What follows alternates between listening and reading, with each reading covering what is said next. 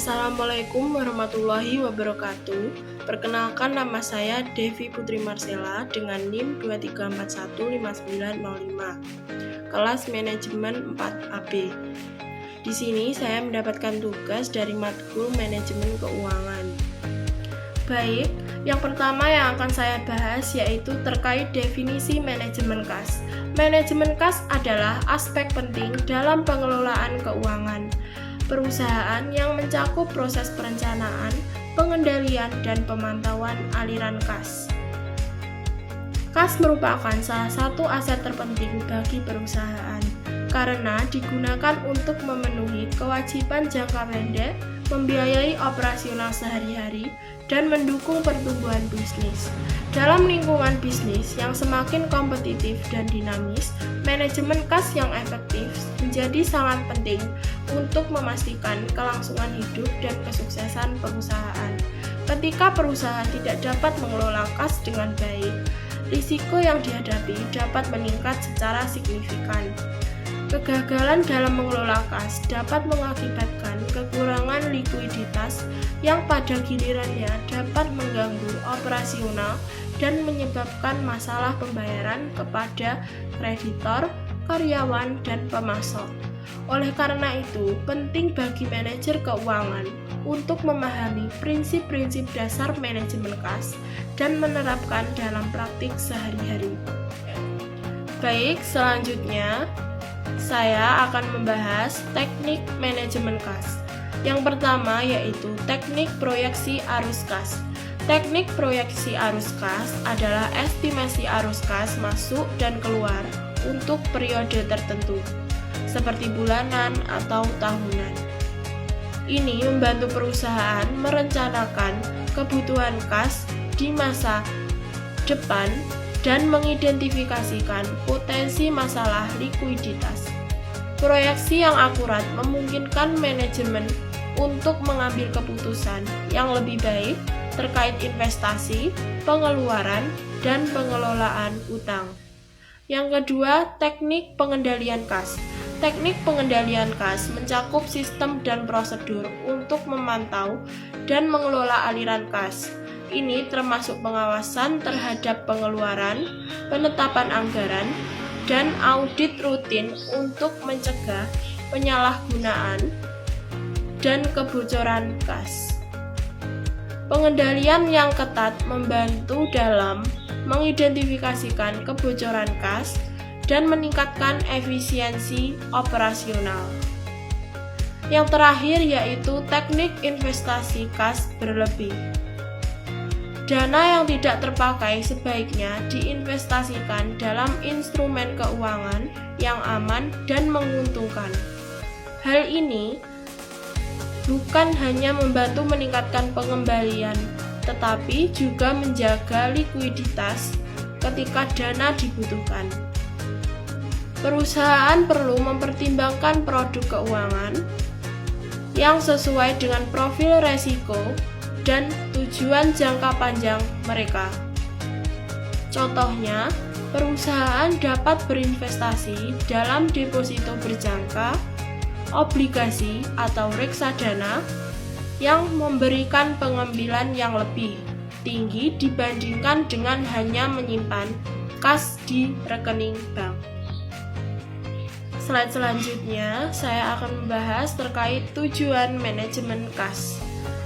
Tujuan manajemen kas ada 3 yaitu, yang pertama, memastikan likuiditas.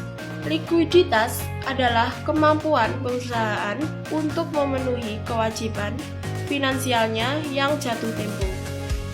Salah satu tujuan utama manajemen kas adalah memastikan bahwa perusahaan memiliki saldo kas yang cukup untuk menutupi pengeluaran mendesak. Ini termasuk pembayaran gaji, sewa, utilitas, dan kewajiban lainnya. Dengan likuiditas yang baik, perusahaan dapat beroperasi tanpa gangguan dan menjaga hubungan yang baik dengan para pemangku kepentingan. Yang kedua yaitu meminimalkan biaya pinjaman. Perusahaan yang memiliki saldo kas yang cukup cenderung lebih sedikit mengandalkan pinjaman jangka pendek yang sering kali dikenakan bunga tinggi. Dengan mengurangi ketergantungan pada pinjaman, perusahaan dapat menghemat biaya bunga dan meningkatkan profitabilitas. Selain itu, pengelolaan kas yang baik membantu perusahaan untuk memanfaatkan peluang investasi tanpa harus mencari dana tambahan. Untuk yang terakhir yaitu memaksimalkan pengembalian dari kas yang tidak terpakai. Dana yang tidak digunakan sebaiknya tidak dibiarkan mengendap. Perusahaan harus menginvestasikan kas berlebih dalam instrumen keuangan yang aman dan menguntungkan. Ini tidak hanya memberikan pengembalian tambahan, tetapi juga membantu menjaga likuiditas perusahaan. Dengan memaksimalkan pengembalian dari kas yang tidak terpakai, perusahaan dapat meningkatkan nilai pemegang saham dan memperkuat posisinya di pasar. Untuk slide selanjutnya, saya akan membahas komponen manajemen kas. Komponen manajemen kas juga ada 3. Yang pertama, penerimaan kas. Penerimaan kas mencakup semua uang yang diterima perusahaan dari berbagai sumber seperti penjualan produk atau jasa, investasi, dan pinjaman. Proses pengumpulan kas harus dilakukan dengan efisien untuk memastikan bahwa kas masuk tepat waktu. Perusahaan dapat menerapkan strategi untuk meningkatkan penerimaan kas, seperti mengoptimalkan proses penagihan dengan mengurangi waktu yang dibutuhkan untuk mengumpulkan pembayaran. Selanjutnya, memberikan diskon untuk pembayaran cepat sebagai insentif bagi pelanggan. Yang terakhir, menggunakan sistem pembayaran elektronik untuk mempercepat transaksi. Komponen yang kedua yaitu pengeluaran kas. Pengeluaran kas mencakup semua pembayaran yang dilakukan oleh perusahaan untuk biaya operasional, termasuk gaji, sewa, utilitas, dan pembelian inventaris. Penting untuk memantau pengeluaran ini agar tidak melebihi penerimaan. Pengelolaan pengeluaran dapat dilakukan dengan cara yang pertama, menyusun anggaran yang realistis untuk mengendalikan pengeluaran. Yang kedua, menggunakan metode pengendalian biaya untuk mengidentifikasi dan mengurangi pengeluaran yang tidak perlu. Yang terakhir, melakukan evaluasi rutin terhadap pengeluaran untuk memastikan kesesuaian dengan anggaran yang telah ditetapkan. Komponen yang terakhir, penerimaan kas. Saldo kas adalah jumlah kas yang tersedia setelah memperhitungkan semua penerimaan dan pengeluaran. Memiliki saldo kas yang sehat adalah indikator penting dari kesehatan finansial perusahaan. Strategi untuk menjaga saldo kas yang baik meliputi yang pertama, menyusun proyeksi arus kas untuk memperkirakan kebutuhan kas di masa depan. Yang kedua, menyiapkan cadangan kas untuk menghadapi situasi darurat yang tidak terduga. Yang terakhir, mengoptimalkan penggunaan kas untuk memastikan bahwa dana digunakan secara efisien. Slide selanjutnya membahas alat dan sistem manajemen kas. Yang pertama, software akuntansi. Menggunakan perangkat lunak akuntansi membantu mencatat transaksi kas secara otomatis, memudahkan pemantauan arus kas, dan menghasilkan laporan keuangan yang akurat. Beberapa software yang umum digunakan adalah QuickBooks, Xero, dan Zoho Books. Dengan integrasi sistem, perusahaan dapat melakukan analisis data keuangan yang lebih mendalam dan membuat keputusan yang lebih berdasarkan data yang tersedia. Yang kedua, laporan arus kas. Laporan arus kas adalah proses yang menggambarkan arus kas masuk dan keluar selama periode tertentu. Ini membantu manajemen dalam menganalisis kesehatan kas, dan membuat keputusan berbasis data.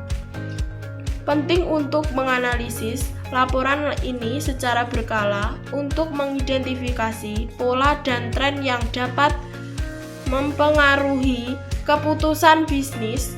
Laporan arus kas juga berguna untuk stakeholder dalam menilai resiko dan kinerja finansial perusahaan. Yang ketiga, rekening bank. Memisahkan rekening bank untuk berbagi fungsi seperti rekening operasional dan rekening investasi, membantu dalam pengelolaan kas yang lebih efektif dan memudahkan pelacakan arus kas. Dengan memiliki rekening terpisah, perusahaan dapat lebih mudah mengontrol dan memantau penggunaan dana, serta memastikan bahwa dana untuk investasi tidak terganggu oleh kebutuhan operasional. Selanjutnya, membahas tantangan dalam manajemen kas. Yang pertama, ketidakpastian arus kas. Fluktuasi pendapatan yang tidak terduga, seperti penurunan penjualan di musim tertentu, dapat membuat perencanaan kas menjadi sulit dan meningkatkan risiko kekurangan likuiditas. Perusahaan perlu melakukan analisis pasar dan mempersiapkan strategi mitigasi resiko untuk menghadapi tantangan ini.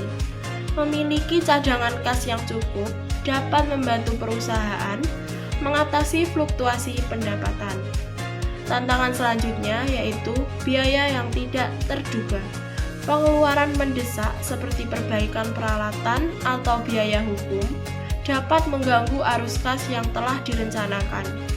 Oleh karena itu, penting untuk memiliki cadangan kas untuk menghadapi situasi darurat.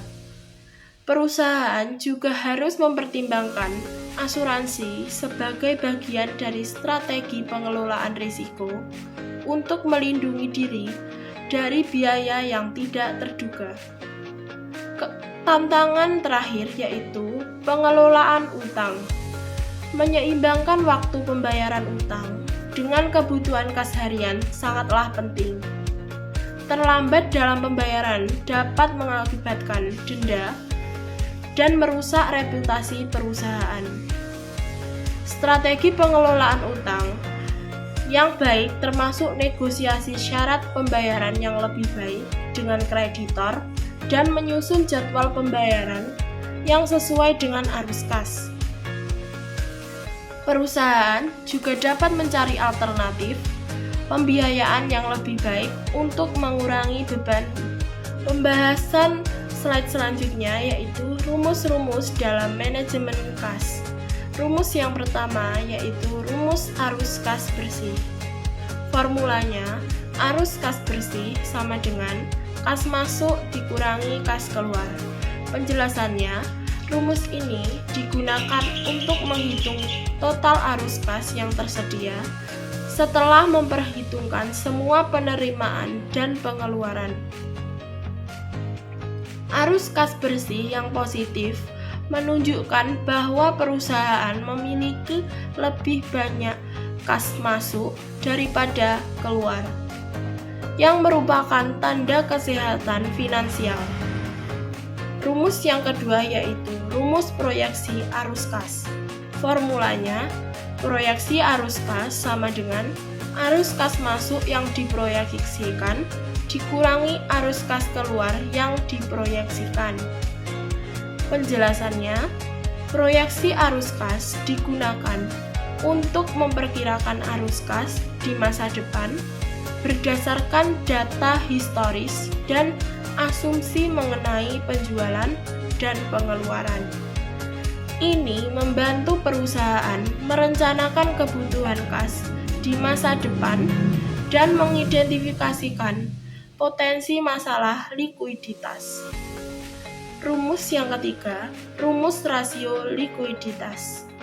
Formulanya, rasio likuiditas sama dengan aset lancar dibagi kewajiban lancar. Penjelasannya, rasio ini digunakan untuk mengukur kemampuan perusahaan dalam memenuhi kewajiban jangka pendeknya.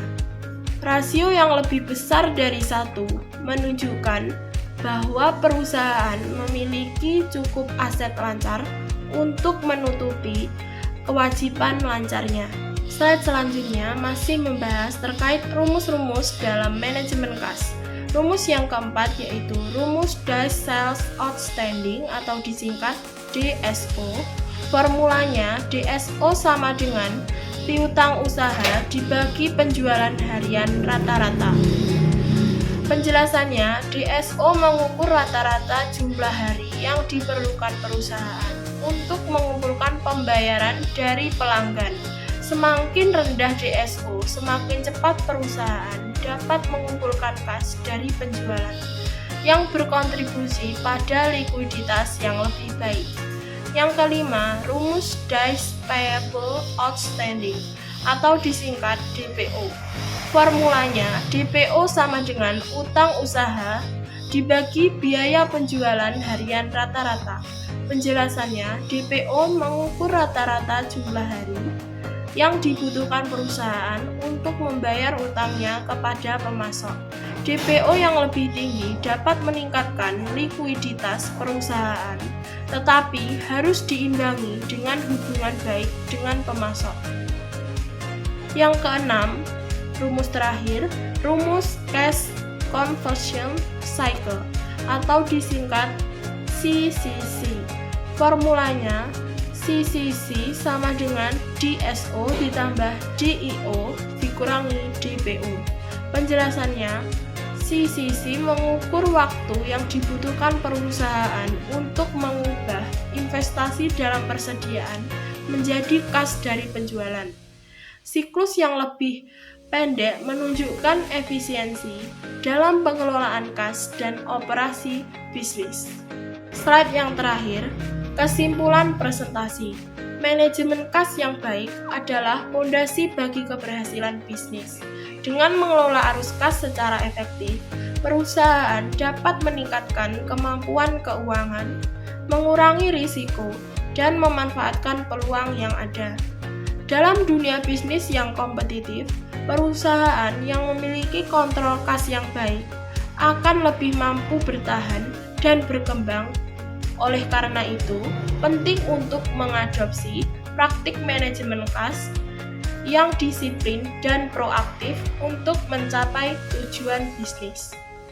Dengan memahami dan menerapkan prinsip-prinsip manajemen kas, perusahaan dapat memastikan kelangsungan hidupnya, meningkatkan efisiensi operasional, dan memposisikan dirinya untuk pertumbuhan di masa depan. Baik, itu tadi adalah presentasi yang sudah saya presentasikan. Terima kasih bagi yang sudah menonton sampai akhir. Sekian, bila ada salah kata saya mohon maaf. Wassalamualaikum warahmatullahi wabarakatuh.